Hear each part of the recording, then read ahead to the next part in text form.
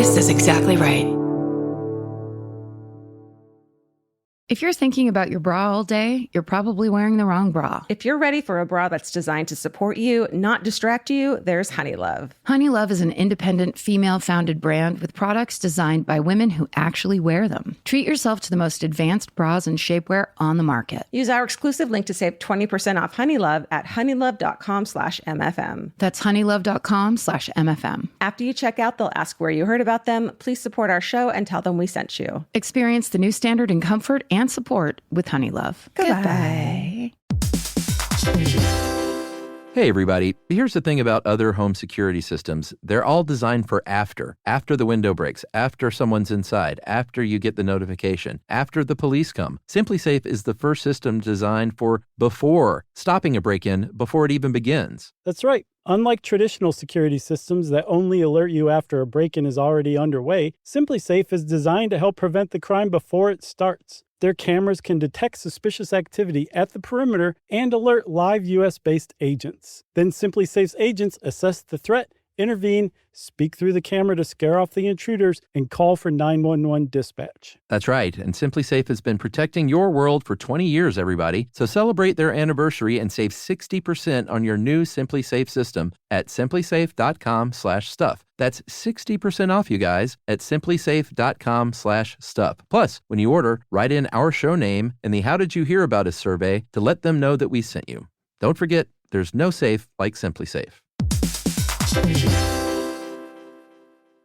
Get into the Hyundai Getaway Sales Event and get away with a deal so right, it almost feels wrong. Right now, you can get great deals on Hyundai's most popular models, including the adventure-ready SUVs like the Hyundai Santa Fe or Santa Fe Hybrid and the Tucson or Tucson Hybrid. Plus, there's the bold and stylish Elantra loaded with the latest tech. Or go all-electric with the Ioniq 5 or the Ioniq 9. So get down to your local Hyundai dealer and get away with a deal you'll love during the Hyundai Getaway Sales Event. Visit HyundaiUSA.com for details. Goodbye. Capture your favorite summer feeling with Pandora Jewelry. Discover a collection inspired by the sunshine, freedom, and moments that make the season unforgettable. From sun-kissed metals to personalized pieces ready to be engraved with your summer mantra. Each design moves with you from beach days to golden nights and every memory in between. Shop Pandora Jewelry's new summer collection in-store or online at pandora.net and let your summer unfold. Goodbye.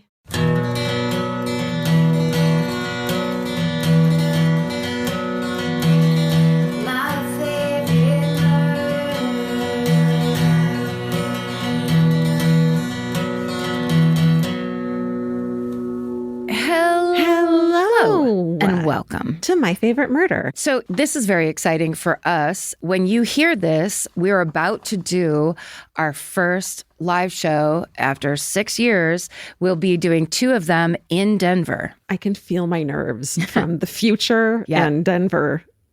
Yeah. And so because of that, we're bringing you a quilt episode where we combine 2 of our favorite Colorado stories. First up, Karen is covering the twisted cult of Love Has Won and its leader, Amy Carlson. And then Georgia will be telling you the story of the cold case murders of Barbara Oberholtzer and Annette Schnee. So the Denver show is already sold out, but limited tickets are available in some other cities. So go to myfavoritemurder.com/live to get yours. And now please enjoy this Colorado quilt episode. Goodbye.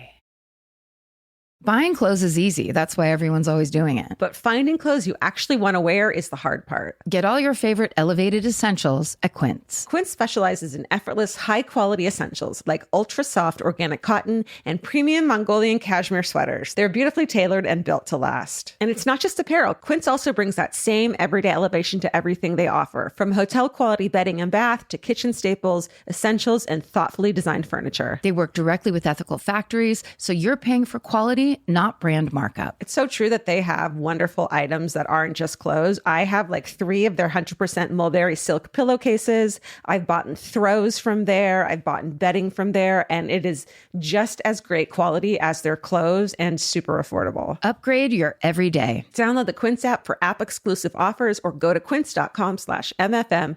Get free shipping on your order and 365-day returns. Now available in Canada and the UK too. QUINCE.com/MFM. Goodbye. The right piece of furniture can completely change your room. And your life. It's amazing what one good couch can do for morale. And that's why there's Article. Article makes it effortless to create a stylish, long-lasting home at an unbeatable price. They take great care in curating their collection, focusing on pieces that stand the test of time. There's no filler. Every item is chosen for its craftsmanship, design, and lasting value. And with Article's 30-day satisfaction guarantee, you can shop with confidence, knowing that if you're not completely in love with your new furniture, you can easily return it. I recently needed to replace my old outdoor dining room table and chairs, so of course I went straight to Article. They have the Sarik outdoor dining set. I got it in khaki green. It's such a cute, like minty green. It looks so good in my backyard. I can't wait to have alfresco dinners all summer. You know, we can carve pumpkins on it in fall. It's so beautiful. Article knocked it out of the park once again. Article's offering our listeners $50 off your first purchase of $100 or more. To claim, visit article.com/murder, and the discount will be automatically applied at checkout. That's article.com/murder for $50 off your first purchase of $100 or more. Goodbye. Grocery shopping seems like it should take 20 minutes. And then 2 hours later, you're standing at the checkout with a frozen pizza and 6 different types of chips. Lucky for you, there's Hungry Root. Hungry Root is like having your own personal shopper and nutritionist all wrapped in one. They'll take care of the weekly grocery shopping and recommend groceries and meals tailored to you. Once you tell them about your goals and preferences, they fill your cart with personalized recommendations. And those recommendations get smarter as Hungry Root learns more about what you did or didn't like. Most of Hungry Root's recipes can be made in just 15 minutes or less. You can't get any easier than one pan shakshuka. I've always said that. Yeah, I love the convenience and also the fact that I don't have to go park anywhere. Thank God Hungry Root's around to help us shop and help us build really healthy and delicious meals. For a limited time, get 40% off your first order, plus get a free item in every box for life. Go to hungryroot.com/MFM and use code MFM. That's hungryroot.com/MFM, code MFM, to get 40% off your first box and a free item of your choice for life. Goodbye. There's nothing better than just laying around. Whether you're fully horizontal or at a slant, it cannot be beaten. Unless, of course, you have a Lola blanket. Lola is the world's #1 blanket, crafted with ultra-soft luxury vegan faux fur and a signature 4-way stretch that sets it apart. Their products are machine washable and double hemmed for durability, and they stay flawless. No pilling, no shedding, even after repeated washes. And there's more. Lola also makes weighted blankets, matching pillow sets, and super soft pet beds. Lola is a great go-to gift. It's personal, beautiful, and something your loved ones can actually use every day. For a limited time, our listeners can get 40% off select Lola Blankets products with code MFM at checkout. Just head to lolablankets.com and use code MFM to get 40% off your order. After you purchase, they'll ask you where you heard about them. Please support our show and let them know we sent you. Wrap yourself in luxury with Lola Blankets. Goodbye. So this is something that cropped up, and I remember it from basically kind of mid-quarantine, before any kind of vaccination had been developed, when we were all still washing our hands for 30 seconds while singing the theme to the Mr. Rogers' Neighborhood or whatever, like just past the point where we were wiping down cereal boxes, but still stuck in our houses and very unsure as to what was going on. So this was the kind of story that when it popped up, it was like, ew, what's that about? And it just kind of like hit my radar, essentially. So this is the story of the death of Amy Carlson and the Love Has Won cult. So there's an amazing article by Virginia Pelly, I hope I'm pronouncing that right, Virginia, in the magazine Marie Claire, called Love Has Lost. Got a lot of information about that because it was very comprehensive. Cool. Also, there's a article in the Washington Post by Marisa Aiti. There's an episode of Dr. Phil that actually has the whole family of Amy Carlson on it. A Vice documentary called False Gods, Cult Leader, Abuser, or Goddess. Meet Mother God. A BBC News article by Joshua Nevitt. A Denver Post article by Noel Phillips. There's obviously a Wikipedia article, a People magazine article by Jeff Truesdale, and a Honolulu Star Advisor article by the Star Advisor staff. For a second, I thought it was a woman named Star Advisor. It's just like, way to go. And it's funny because this is such a recent story. That there's been... So far, it doesn't ring bells. Okay. So... in September of 2020, so about 6 months into quarantine, there's a news story out of Kauai, one of my favorite Hawaiian islands. Beautiful. That popped up about a group of roughly 11 people calling themselves Love Has Won, who tried to relocate to the island from Colorado in August of 2020. So aside from breaking the state's quarantine protocols, the group, who many believe to be a cult, had been co-opting native religious practices and generally pissing everyone off in the island. Because many of us know who like to go to Hawaii and like to visit there. It's like going to a very small town, and, you know, white people are very invasive over there. They're tourists, and they're oftentimes can be very disrespectful. So ingratiating yourself into the culture over there is a very important part of visiting those islands, because it's about respecting the reason you love it there so much is because of the Hawaiian people and the native culture. And so a big group of people coming over there and basically ripping them off and disrespecting. Basically, just being kind of a bunch of assholes. It, of course, didn't sit well. People were immediate. And also they already knew, because this was the second cult that had come to Kauai during the quarantine. Wow. So this was actually a kind of a problem for the people there, the locals. Especially like the fact that they're disrespecting them and possibly bringing COVID over. It's like, yes, it's unsafe. It's really shitty. Yeah. It's disrespectful. And it's like, go fuck yourself. So seriously, there was vandalism. There was several small fires. It was just a huge problem almost from the get-go. And so for the safety of the residents of Kauai, the police end up escorting this group of people back to the airport on September 4th, and they end up flying back home to Colorado. So at the time, this story was just kind of a blip in an already very overwhelming news cycle until about 7 months later, on the night of Wednesday, April 28th, 2021, when 43-year-old Miguel Lamboy arrives at the Salida police station near the tiny 100-person mountain town of Moffett, Colorado in Sawatch County. So basically, Lamboy is there to report that a group of people have brought a dead body into his home. He explains it's the corpse of Amy Carlson, the leader of a local religious group, Love Has Won. And they got there the day before and they needed a place to stay. Lamboy is a member of this religious group, quote unquote. And he didn't realize they had this body until the next day. And so there's 7 people, I believe, in the group. And so when he does realize this dead body is in his house, he takes his 2-year-old son and he goes to leave, and they say, you can leave, but the boy has to stay here. And that's when he decided it's time to go to the police.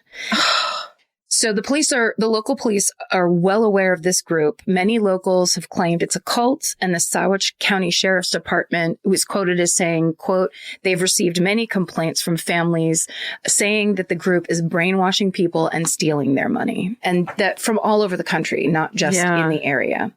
So according to Miguel Lamboy, this group drove from California to Colorado with Carlson's dead body in the back of their SUV. Holy shit. And then they landed at his house because they needed a place to stay.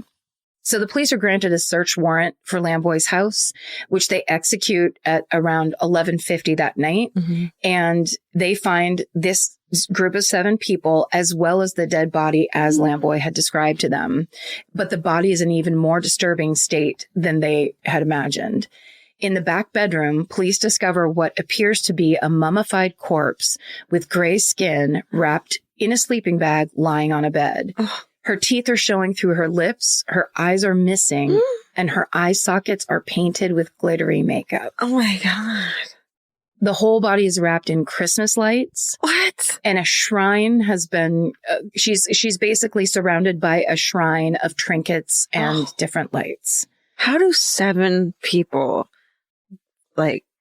agree that this is 7 people? That's so many. I mean, that's what cults do, but yeah. I mean, this has been a long process to getting to this point, basically. So, all 7 adults are arrested and charged with abuse of a corpse. And because, one woman who's in this group, her name's Karen Raymond, her 13-year-old daughter, is with the group, and Lamboy's 2-year-old son are in the house, the group is also charged with 2 counts of child abuse. Even though both children were found asleep and safe, it's just child abuse that they would even be in that scenario.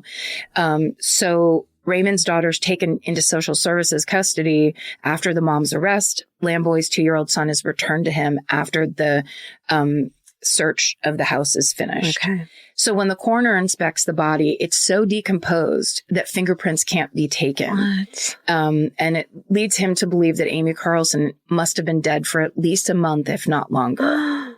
Yeah. Oh, chills. In fact, the body's so decomposed, it takes him 3 months to confirm that this is indeed the body of 45-year-old Amy Carlson.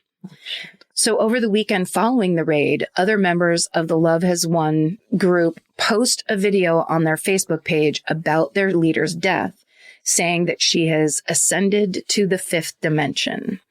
So this video is later deleted, but Carlson's devoted followers still hold this belief. And in fact, the idea of Amy's ascension had become the main tenet of the group. Amy was called Mother God in this group, and she claimed to already have been reincarnated 500 times. Whoa. Yeah. That sounds exhausting. And more so when you realize that she has already been Jesus, Joan of Arc, and Marilyn Monroe. Right? As it's the old joke, no one ever is reincarnated as just the person down the street. Right. It's always Joan of Arc. And on her next ascension, she was telling believers in these video streams that she was making that starships were going to come and take her away, and that when she ascended, her followers would finally learn this truth that a powerful, quote unquote, cabal had been keeping from the people of Earth in every incarnation that she had. So right when she was about to, right when the people of Earth are about to learn like the ultimate truth, the cabal comes in, kills her, and keeps the truth from coming out. Okay. And that's basically her theory. What a bummer. Right? It's really unfortunate and kind of tidy, you know? Yeah. It's all just this is the reason we're all suffering. It's just this one cabal of like rich people. It's the same as you always hear. It's like the cabal is super rich people, Hollywood people, and, you know, and then just like villains from around the world. Any non-believers that don't follow Mother God will be sent to live on the quote central galactic sun or be turned into rocks. So there's a former member named Ash McCoy who said that the shrine that the police found around the body wasn't new. They didn't put that there when the body got there. It had actually been made long before Amy Carlson's death, with the idea that when she did finally ascend in this lifetime, her followers would want a place where they could come and commemorate her life and basically treat it like a museum exhibit. So they had been preparing for her quote unquote ascension for years. Wow. The members of the Love Has Won cult are convinced their leader, Mother God, will go down in history as the greatest being who has ever lived. Which is just, if you think about it, all of this is just a perfect 2021 vibe. Just like super intense, super apocalyptic. Yeah. Everything is conspiracy. It's simplistic, and it's kind of like, do what I say. Yeah. Or the cabal will get you. It's because we're living in an unprecedented time, so anything is possible, and people just want to believe something. Yeah, people are disenfranchised. They're scared. They're alone. A lot of people are sick or feel like they're not healthy, and they're looking for answers online. Right. And so as many WebMDs and like websites that are, you know, standardly reliable. Yeah. There are just as many websites that start out as kind of new age, quote unquote, holistic medicine, alternative practices. Right. And that's how this started. Okay. So we'll talk about Amy Carlson's early life. Okay. She was born on November 30th, 1975, and grows up in Dallas, Texas with her 2 sisters, Chelsea and Tara. Their parents divorced when Amy's young. She lives with her dad at first, but then she goes back to live with her mom and her new stepdad. She's a popular straight A student with a beautiful singing voice, and her sisters say she was always really sweet and kind. But as she gets older, she starts dating a lot of controlling or abusive men. By the time she's in her early 20s, she's basically on her third marriage. Oh my gosh. And she has a child with each husband. So she has a daughter and 2 sons. But then after her third marriage, she basically starts to settle down. She gets a manager job at the local McDonald's, and her family and friends, people on the outside, believe that she's happy. Okay. But shortly after her third child is born, there's a noticeable change in her personality. She begins to grow distant. Her mom, Linda, admits, although Amy has never really been maternal, but now she's basically become a neglectful mother. Oh. And she disengages from her children's lives, and she's spending all her time online looking at bizarre new agey kind of websites. And this is when her world view begins to change. Oh, no. Then Amy starts meeting up with the people that are also on these websites, meeting them in real life. And soon she's constantly talking about these things, like about ascension, about alternative medicine, about starships, all kinds of nonsensical new age philosophy. Yeah. And then when Amy's in her early 30s, she decides to leave her husband and her children, who are aged 2, 7, and 12. Oh, It's heartbreaking. yeah. Heartbreaking. She moves out of state with an unidentified man that she had met online. It reminds me so much so far of Heaven's Gate. Yes. Of the, Yeah. Of the idea of people that have always kind of been unhappy in some way, that stumble upon a group that has all the answers for them. Totally.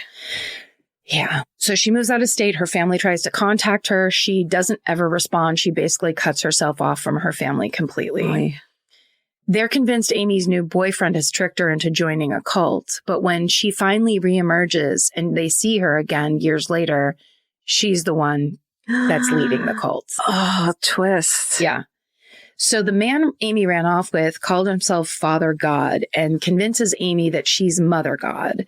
And he brings her to Crestone, Colorado, which is a remote area 200 miles south of Denver that is considered sacred by the native people. And because of that, it's almost like a Sedona type of town in Colorado. It's attracted spiritual seekers for decades. The town itself only has about 1,800 people, but it has around 24 spiritual centers. Wow. With a full range of, there's Buddhist, there's Catholic, it's everything. Yeah. So after a couple years, Father and Mother God split up, but Amy keeps the title Mother God. I mean, if they can't make it work, who can? I mean, that's a real sign. Yeah. Relationships are so hard, the gods can't even get it right. Right. So she, of course, keeps on basically pursuing these interests. And then she starts releasing YouTube videos and Facebook live streams. And she claims to be the leader of a group called the Galactic Federation of Light. So it's not in any way associated with Star Trek. She preaches about her plan to save humanity. And in these videos, at first, she's just the voiceover and it's just kind of like images. But then after a while, she's front and center. She's the leader. And she's got followers in the videos who were talking about Amy as if she is God. Wow. So we've gone from this kind of like, an alternative to Western medicine to I am God, that's a pretty steep incline. Mm-hmm. And then in 2018 is when they changed the name of the group to Love Has Won. So Amy's followers believe that she's God in human form, and a being with an elevated consciousness that's been continually reincarnating for the last 19 billion years. Jesus. So that she can complete her mission, which is to save humanity by leading a chosen 144,000 people into the mystical fifth dimension. They claim that she's currently on her 534th incarnation.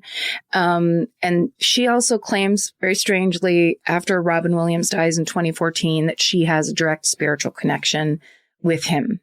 Leave him alone. For real. She broadcasts herself channeling on these live streams. She claims that Donald Trump was her father in another lifetime. Oh, I wouldn't brag about that. But to the people who are starting to get into this kind of like it's a conspiracy community. Yeah. So she's kind of using the buzzwords that attract people who are online in the first place because they're kind of like starting to be believers in these things. Yeah. And they're also, I've said this before, but it's my personal theory. These are people that didn't grow up with computers. They don't understand that websites can be made by anyone. Right. And they can say anything. I mean, talk to Janet. It's just how it is for people that it's like they're looking at they're people who grew up with one newspaper and that newspaper was just telling you the truth. There was no reason to question it. Yeah. So now we're in the world of the digital age of anyone can make any website and suddenly everything is this kind of believable. Yeah. And it's also about numbers. The more people believe it, the more believable it is. I definitely screamed at my mom the other day. What was the source? What was the source? Of some fucking bananas batshit thing she said. It was www. That's the source. So a lot of her teachings end up dovetailing with QAnon conspiracy theories, and basically the entire foundation of Love Has Won draws from New Age spirituality, Christianity, astrology, Scientology, numerology, and basically anything else that appeals to Amy and that appeals to kind of like quote unquote spiritual seekers.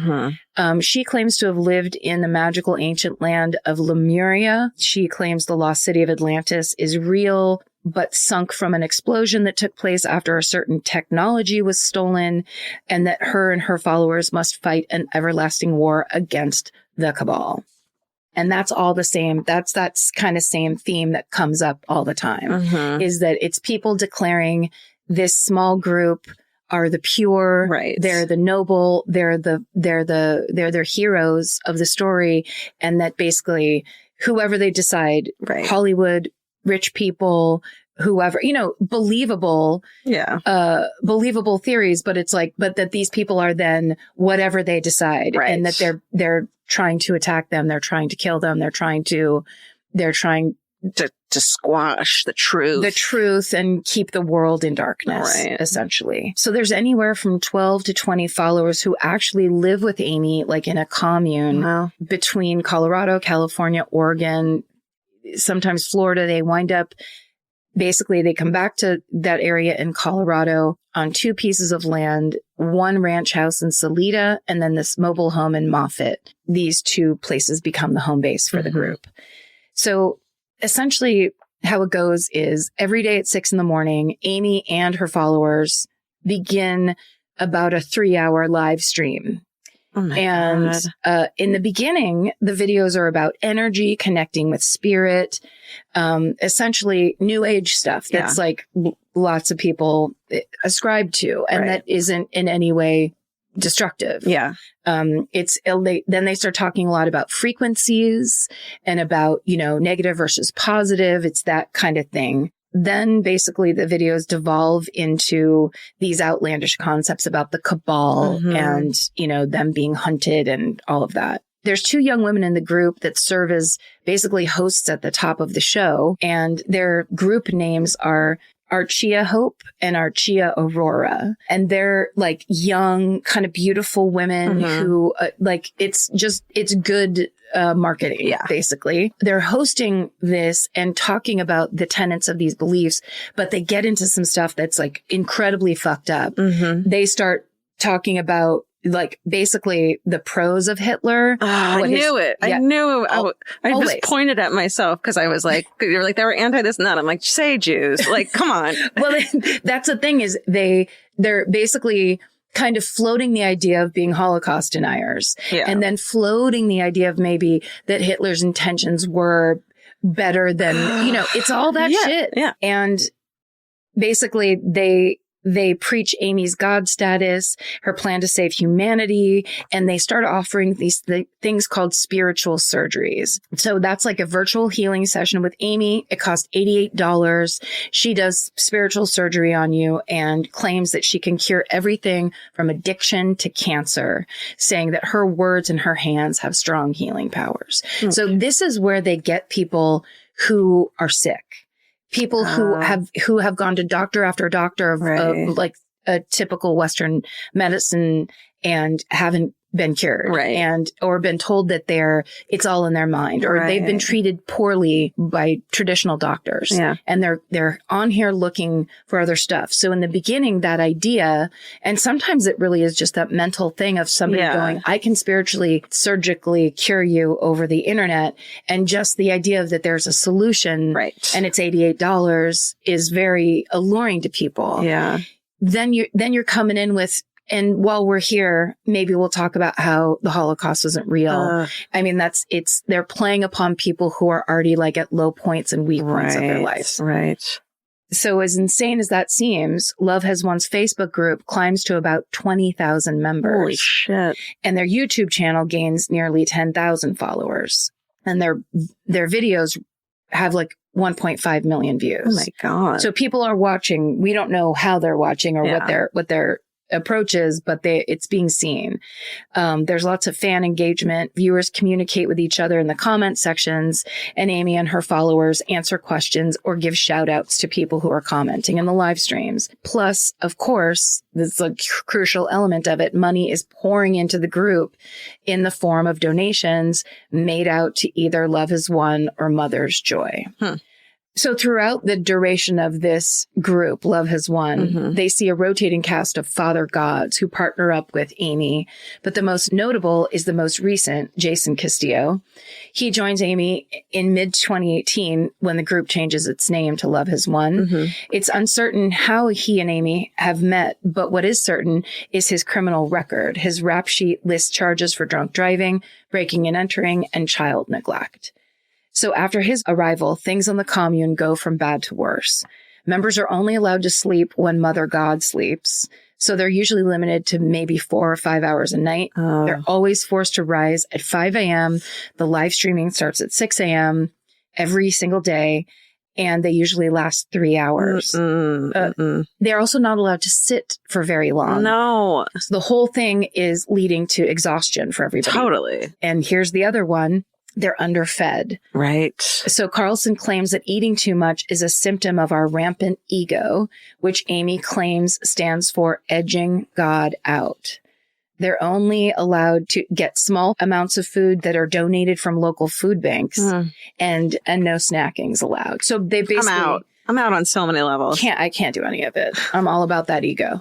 But this is fucking by the book, cult brainwashing practices, exhaustion and starvation. Yeah. The members live on the compound rent free, but they have to serve Mother God with whatever she needs. And they don't get paid for anything, and they don't get any of the donation money. Yeah. Most of the time, members wind up giving whatever money they have to Mother God. And as one former member named Taylor puts it, quote, everything is revolved around Amy. Of course. But she's not the gentle, compassionate leader that she claims to be. Even though drugs and alcohol are expressly forbidden in the group, she drinks to excess every day and openly on camera.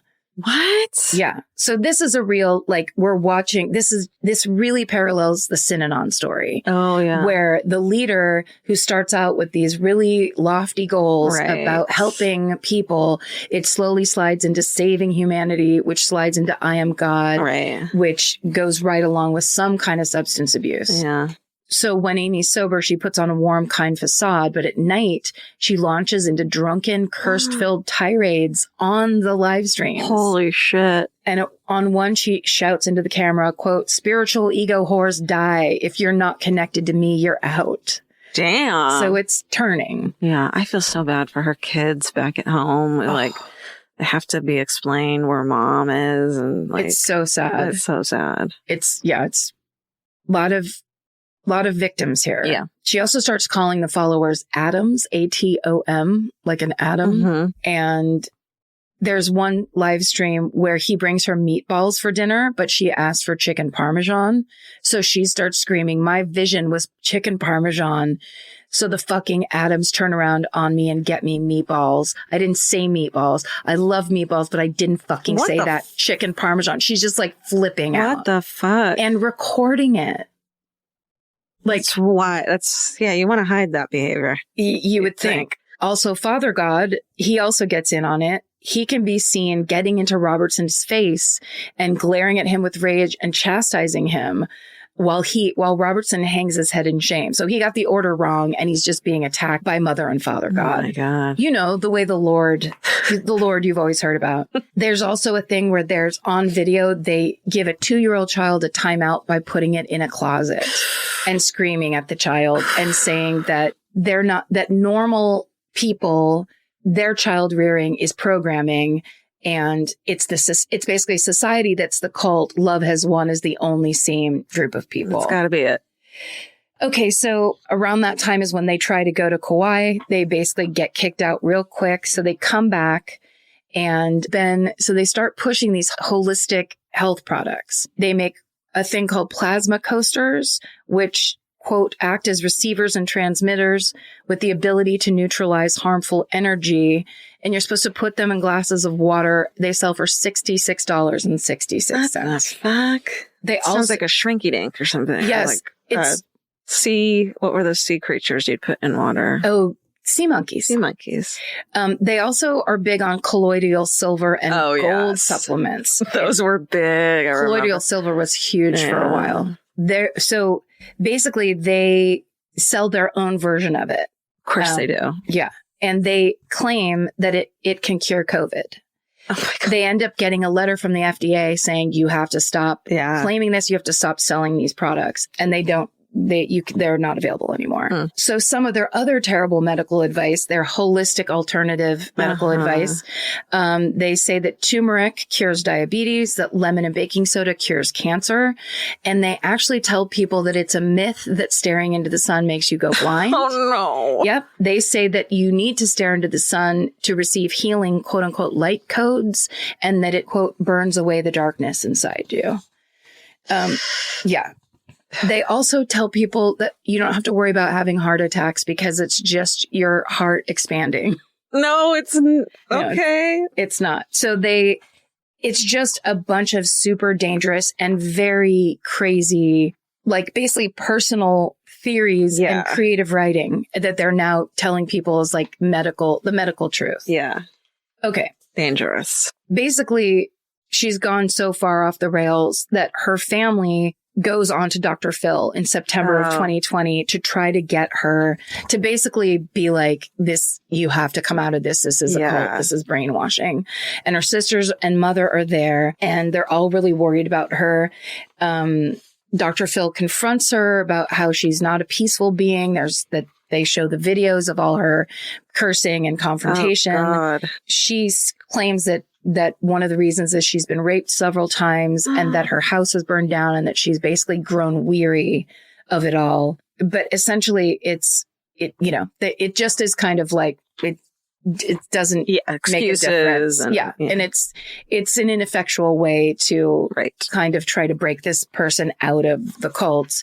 The problem is that her health is clearly taking a downturn, maybe from the drinking, maybe from all the colloidal silver that she's constantly ingesting. But her mom notices on the live stream, she's being carried around by her followers and she seems to be paralyzed from the waist down. What? Yeah. So her sisters are seeing it. They're so scared and worried. They say that they knew she was ill.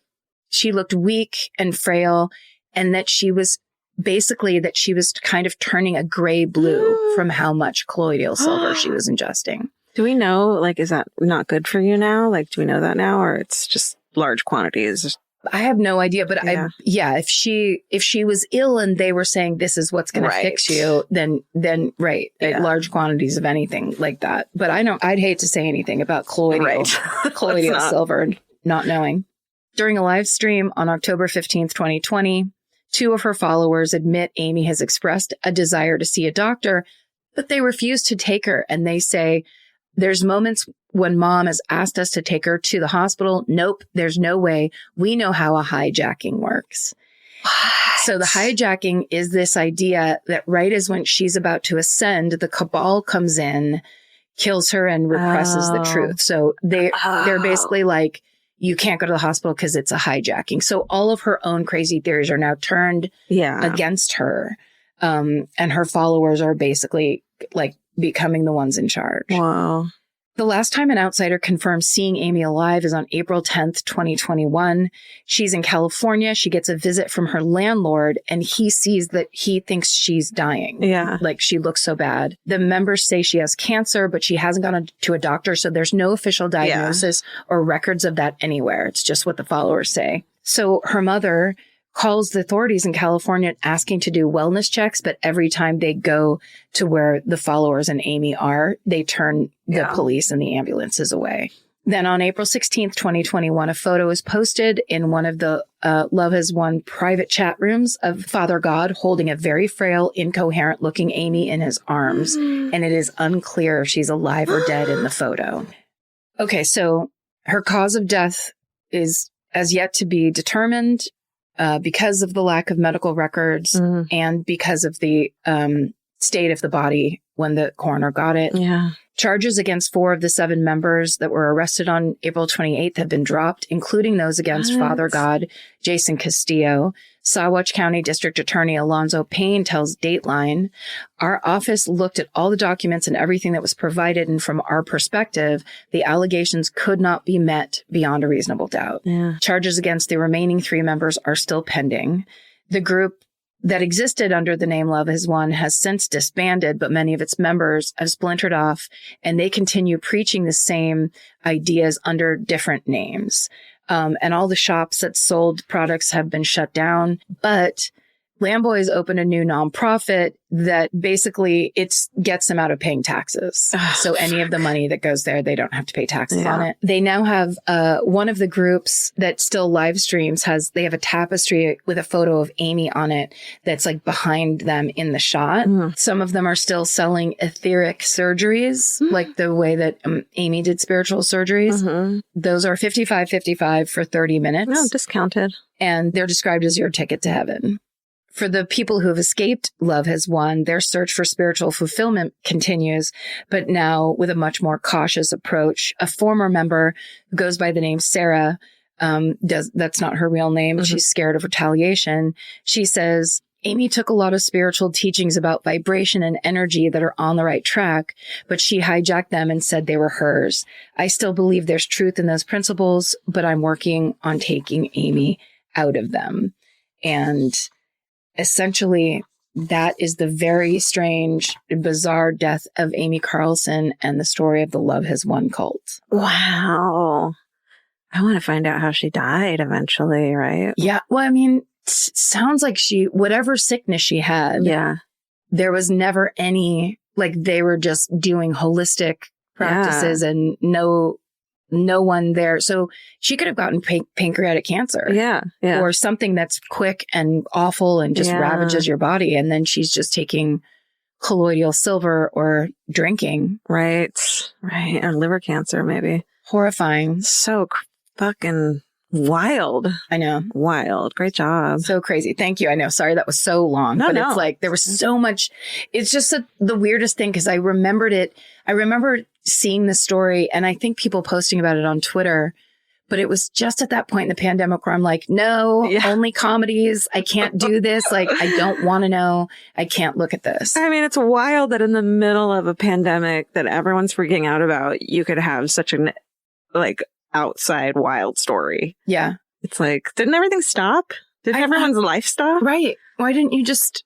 but also I think it's like, that's the thing. Like you said, in these unprecedented times, people are scared shitless and they're looking for answers. They're looking for easy, like digestible answers and solutions. And it makes sense. They're right to want that. They're human to want that. Yeah. Just don't be stupid.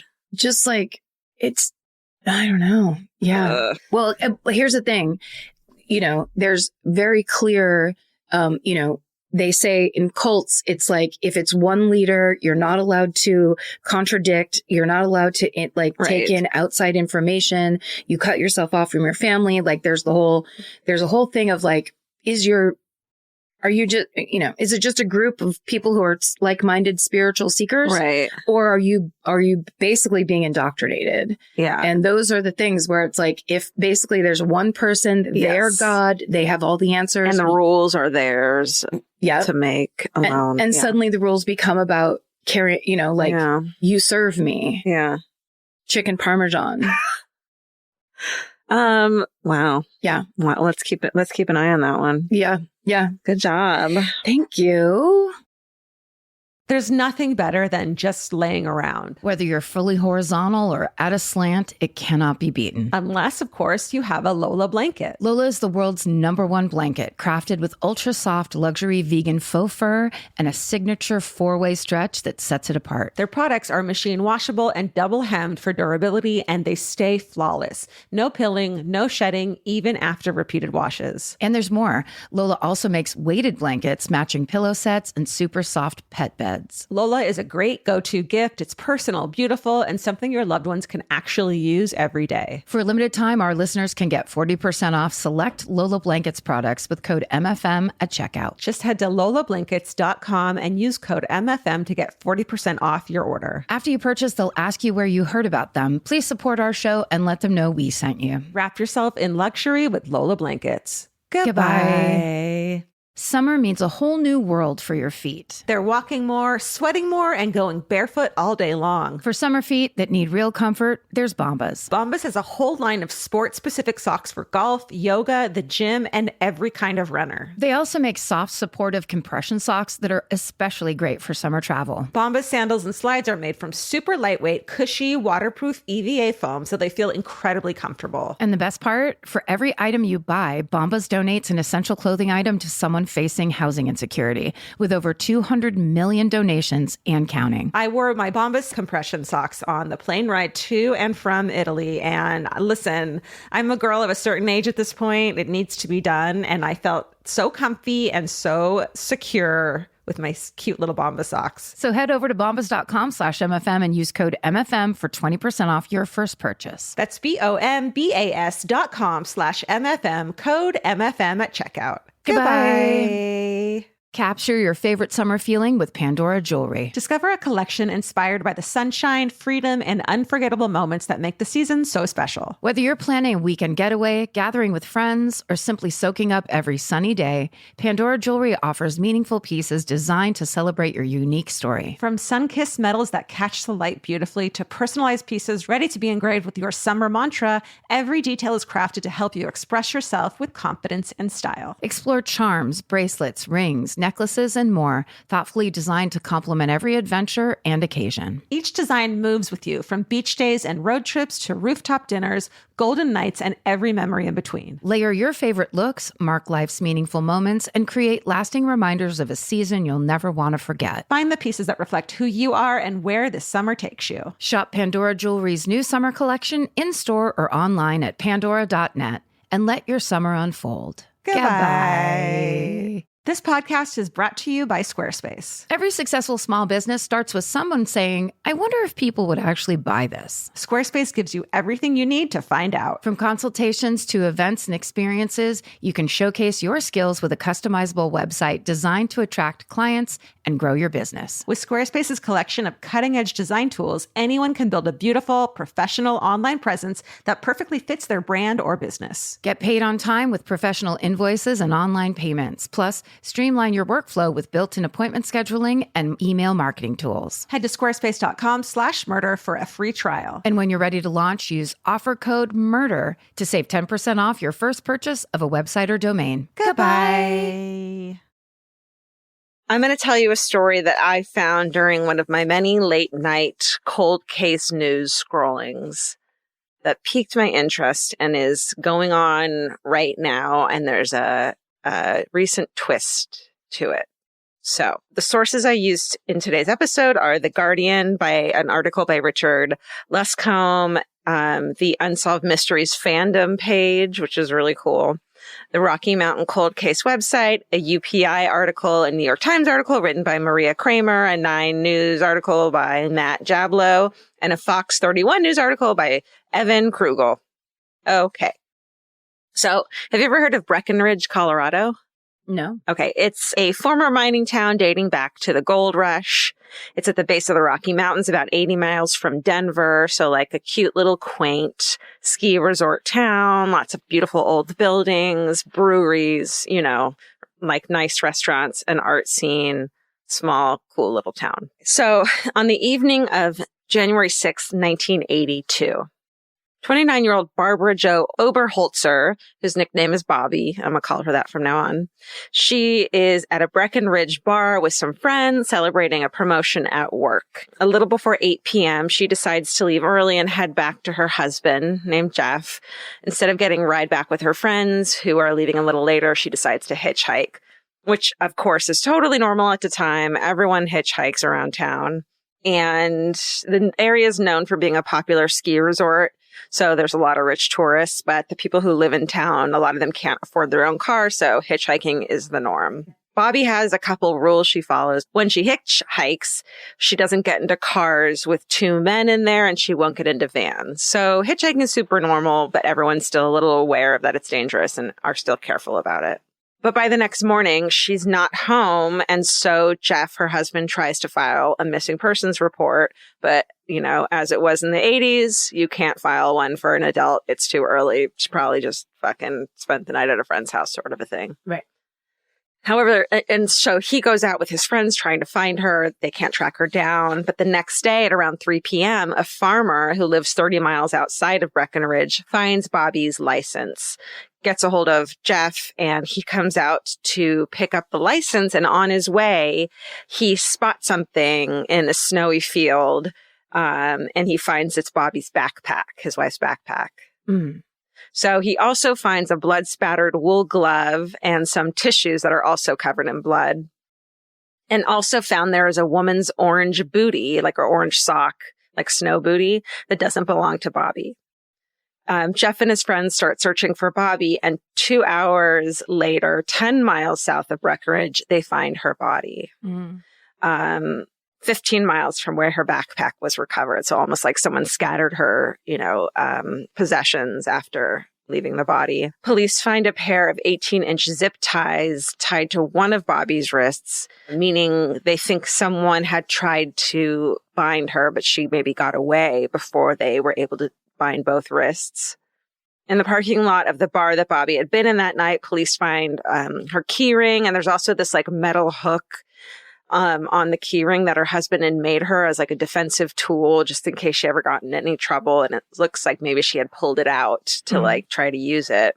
So they think maybe she had gotten in the car with, whoever picked her up, realized something was amiss. He tried to zip tie her. She took out her tool and ran and was able to escape the car. And then they think that she ran downhill to get away. And then the killer caught up with her.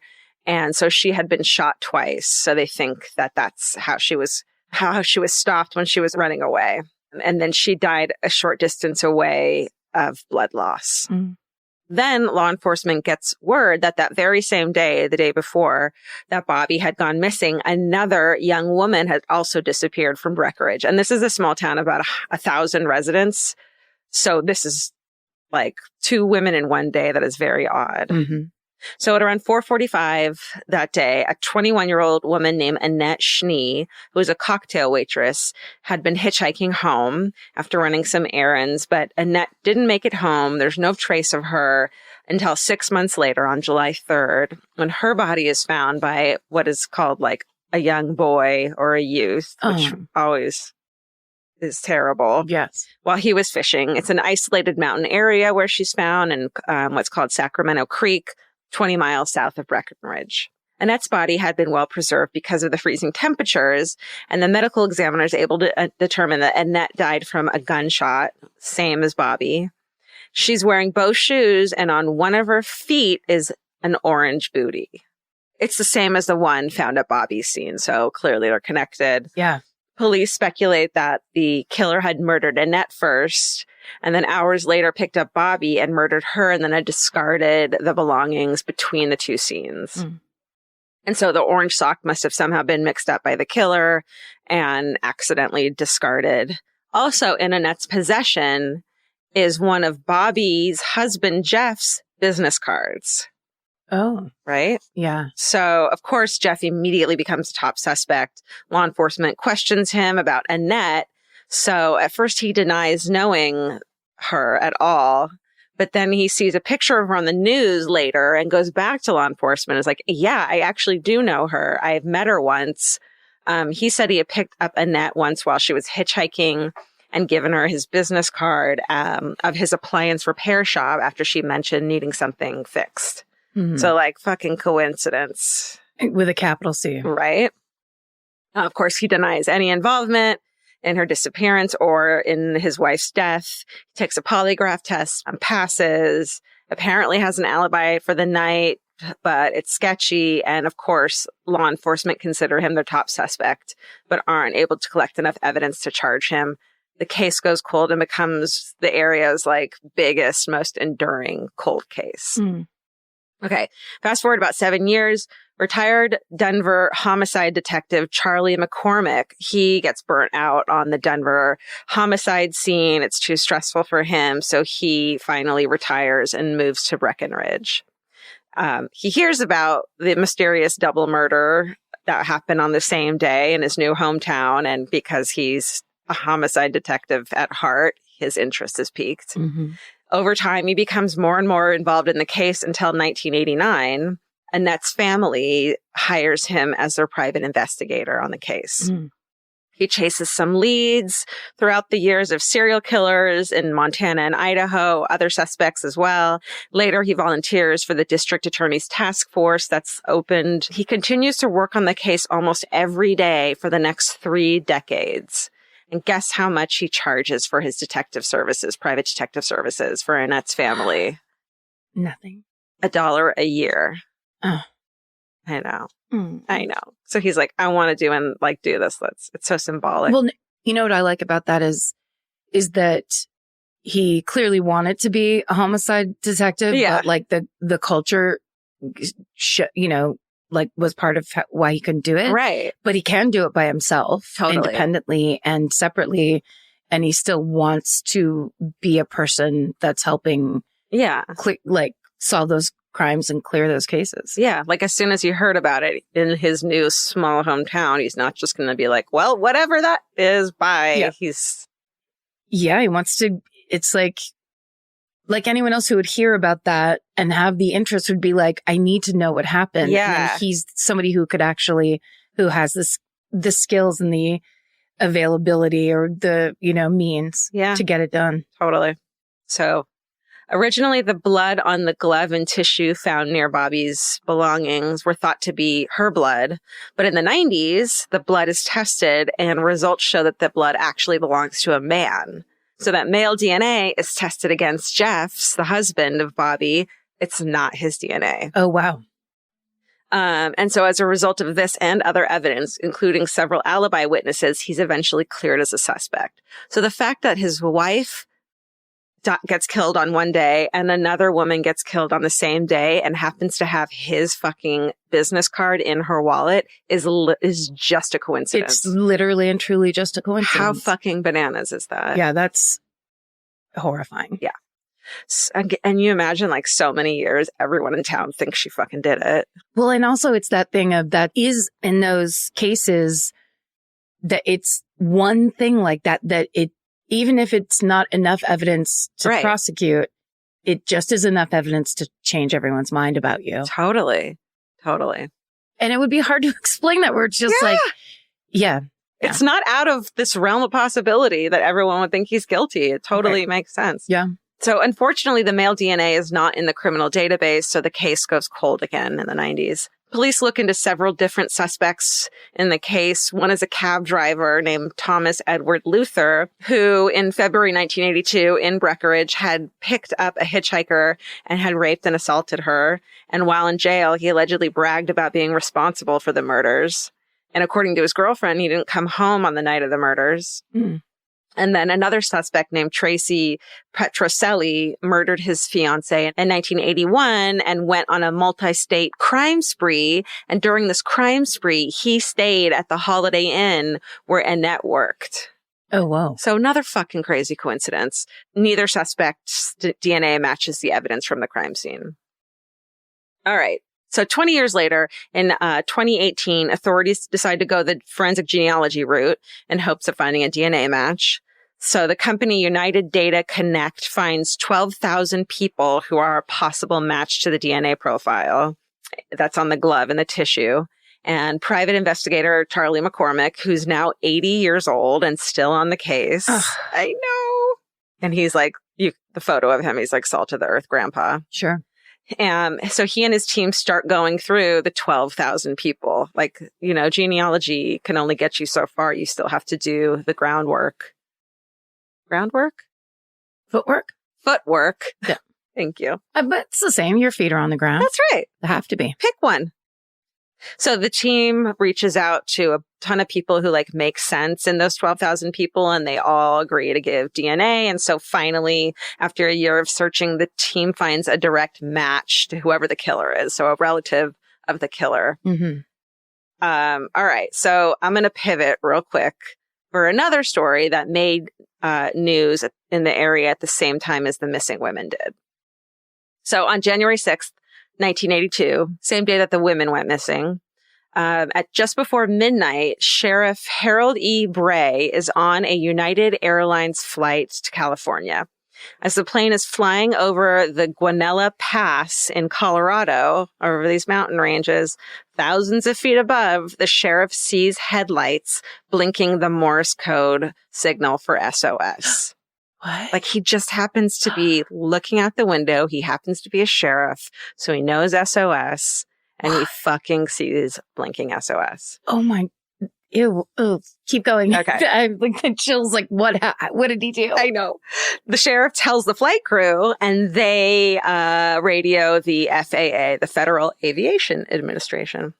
The controller for the FAA asks a close-by plane to investigate. The plane circles the area, spots a car that had been blinking SOS, flashes his light to let the driver know that he's been located, and then the FAA contacts Clear Creek County Fire Chief David Montoya.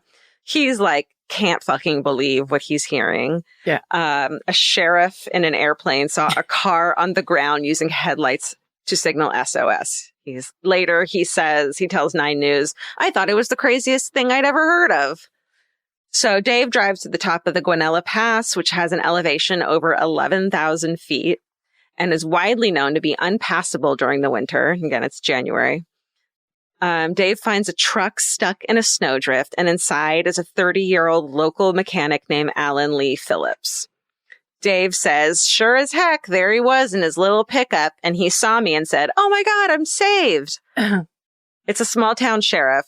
Shit like this doesn't happen, right. So the fire chief, Dave, asks Alan what he's doing in the Guanella Pass when it's 20 below freezing and has been snowing heavily, and he doesn't have chains on his tires. Kind of everyone in the area knows not to be driving there.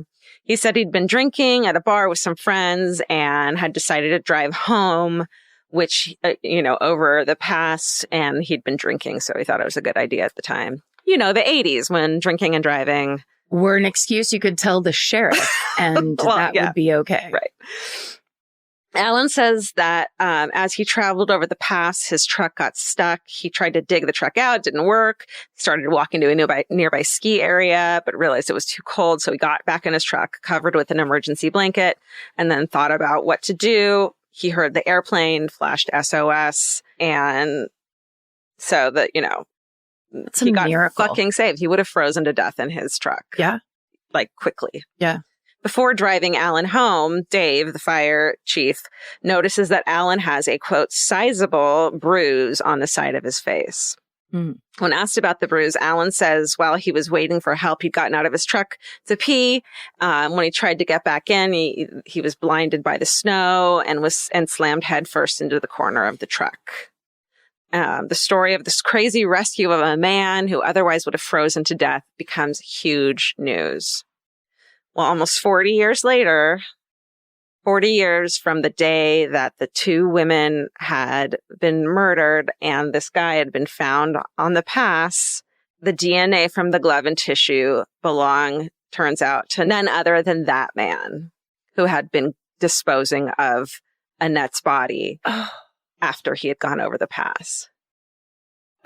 So these 2 fucking separate stories just in 2018 turned out to be related. Holy shit. Yeah. So Alan Lee Phillips is his name. He's matched to the DNA via a discarded fast food wrapper that had traces of his saliva on. You know, it still took a while for them to track him down and to match the DNA. It isn't until his mugshot is shown on local television news that the now retired fire chief, Dave, our friend Dave Montoya, recognizes him as the guy who almost 40 years ago he had saved from the mountain pass. Mm-hmm. So they hadn't even put it together yet that it was the same dude. And that's exactly, he had been fucking disposing of Annette's body. Oh my God. I know. Chilling, right? Dave says, quote, "We ended up picking up the guy straight out of hell." So as it turns out, Alan hadn't been driving home from the bar that night. He was heading home after killing Bobby and Annette. Alan is now 70 years old and the father of 3. And since 1982, he had been still living in the Breckenridge area. Mm-hmm. On February 24th, 2021, police arrest Alan without incident at a traffic stop in Clear Creek County. He's charged with kidnapping, first-degree assault, and first-degree murder of both Annette Schnee and Bobby Joe Oberholtzer. Today, Monday the 13th, was his preliminary hearing. Oh, whoa. Yeah. And as of this recording, we don't have much info about him. I did the best I could about who he is and what he did. He might be connected to more murders. So I'll keep everyone posted. He also, if he's on his way to court, might be found innocent. Oh, right. Alleged. Important to mention. Right. It's all alleged. It's all alleged. Right. Bobby's husband, Jeff, who at one time was a suspect, released a statement saying that he praised the arrest, quote, "will finally, after all these decades, bring closure and peace to this hideous nightmare." After Philip's arrest, Annette's mother, Eileen, who is now 88 years old, says her family has endured, quote, 39 years of hell. She said, quote, "It's been a rough 40 years. I thought maybe I'd be gone before I had closure in this case." And then she said, "I'm ready to go when it's my time now." Oh. And that is the story of Annette Schnee and Bobby Joe Oberholtzer. I mean, holy shit. Yeah. That is the craziest, most roundabout. First of all, I can't believe I've never heard that. Because it just happened. They were just connected as 2 cold cases you hadn't heard about. It was one guy driving over a fucking mountain pass you hadn't heard about. And then it turns out they're connected.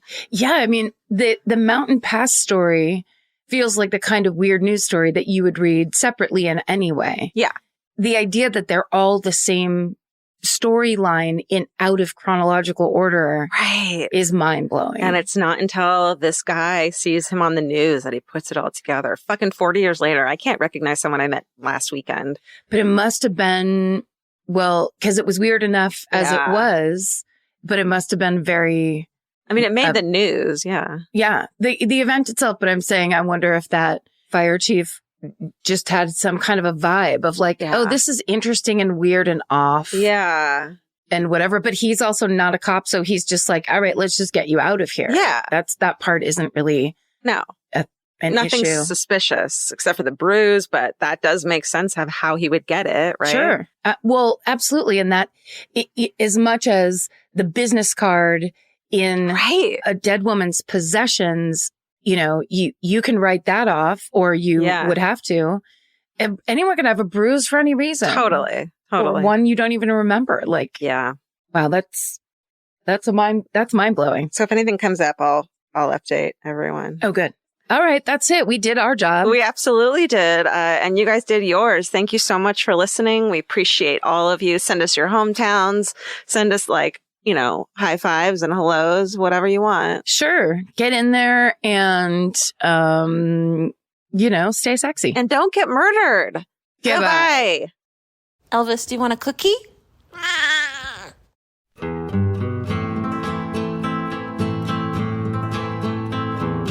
This has been an Exactly Right production. Our senior producers are Alejandra Keck and Molly Smith. Our editor is Aristotle Acevedo. This episode was mixed by Liana Scolacci. Our researchers are Maren McGlashan and Allie Elkin. Email your hometowns to myfavoritemurder@gmail.com. Follow the show on Instagram at myfavoritemurder. Listen to My Favorite Murder on the iHeartRadio app, Apple Podcasts, or wherever you get your podcasts. And now you can watch us on Exactly Right's YouTube page. While you're there, please like and subscribe. Goodbye.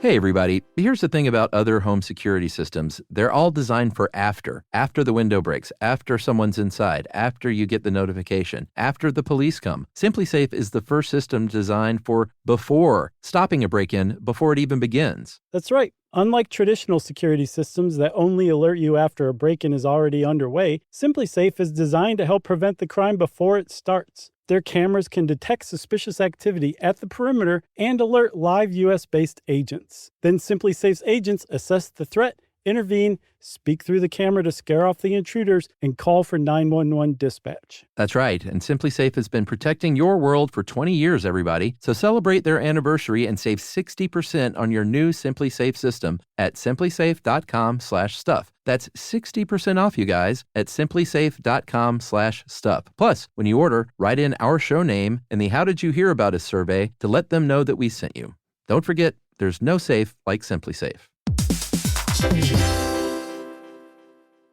In the summer, healthy habits are easy to keep until you leave the house. You walk out the door, and the next thing you know, you're barefoot and feral in a gas station candy aisle. That's why Kachava makes it easy to maintain your routines. Kachava is an all-in-one nutrition shake, and now it comes in new travel packs. Every packet gives you a simple shake with protein, fiber, vitamins and minerals, greens, probiotics, omegas, electrolytes, and more. They're easy to toss into a bag, easy to take on the road, and a simple way to stick with your normal wellness habits, even when your schedule changes. Man, that Kachava matcha in the individual packs is like my dream snack. It's exactly what I need and want in between the not great meals I'm eating for lunch and the snacks I would have had anyways that are terrible for me. This is something I feel like I'm treating myself when I take. You're treating yourself to vitamins, fiber, all these things that your body really wants and needs and kind of craves that it does seem like it takes a big effort to get. So now you're getting it all in one packet and in a little drink you like. Take your daily ritual with you. Go to Kachava.com and use code MFM for 15% off your first order. That's Kachava, KACHAVA.com, code MFM. Goodbye. Calling all amateur detectives and podcast obsessives. Virgin Voyage's second true crime voyage sets sail March 20th, 2027 for a 5-night escape to Grand Turk and the Beach Club at Bimini. As part of the On Air at Sea collection, this immersive sailing brings together fan favorite podcasts, including Disgraceland, Buried Bones, and Wisecrack, for live recordings, behind-the-scenes access, exclusive meet and greets, and crime-themed programming that you won't find anywhere else. All aboard our award-winning, kid-free ships. Head over to virginvoyages.com/truecrime to secure your spot. Goodbye.